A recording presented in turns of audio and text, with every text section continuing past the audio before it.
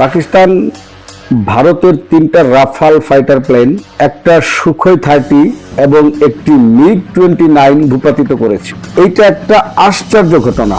এত অত্যাধুনিক ও এতটাই লেটেস্ট এই ফাইটার বিমানগুলি ধ্বংস করা সহজ ছিল না, কিন্তু পাকিস্তান সেটা করে দেখিয়েছে। আসলে পাকিস্তান এটা করেছে চায়না মাল দিয়ে। চায়না কলকবজা যন্ত্রপাতি কতটা পাওয়ারফুল তারই একটা প্রমাণ কিন্তু চায়না দিয়ে দিয়েছে অলরেডি। চায়না সিস্টেমটা যেভাবে কাজ করেছে, GF-17 চায়না ফাইটার বিমান পুরোটাই চায়না কলকবজায় তৈরি একটি অত্যাধুনিক ফাইটার বিমান।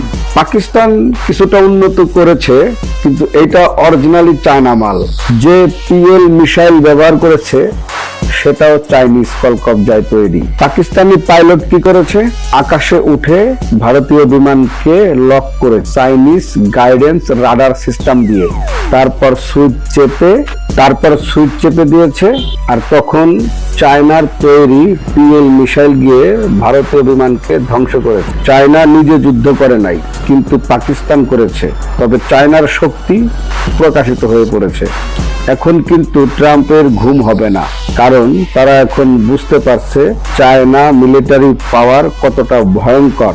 যে বিমানগুলি ভারত ব্যবহার করেছিল তাদের বিমান বাহিনীতে সবগুলো বিমানই ইউরোপের তৈরি, ফ্রান্স, রাশিয়া, আমেরিকার তৈরি। তো এই সমস্ত বিমান যখন ধ্বংস হয়, ভূপাতিত হয়, তখন কিন্তু প্রশ্ন থেকেই যায় যে ভবিষ্যতেও আরো বিমান যদি চায়নার আকাশে অথবা পাকিস্তানের আকাশে ওড়ে, তাহলে সেগুলো একই সিস্টেমে ভূপাতিত করা হবে। তো যাই হোক, যদি পাকিস্তান তুরস্ক অথবা ইরানের সহযোগিতা নিয়ে এই প্রযুক্তি তৈরি করে ভারতের এই 5টি বিমানকে ভূপাতিত করত, তাহলে অবশ্য অনেকটা খুশি হতাম। কারণ মুসলিম বিশ্বের জন্য এটা খুব জরুরি এই মুহূর্তে, যে কোনো এক রাষ্ট্রকে এগিয়ে এসে শক্তিশালী হওয়া। কিন্তু এই শক্তিশালীটা হয়ে গিয়েছে চায়না।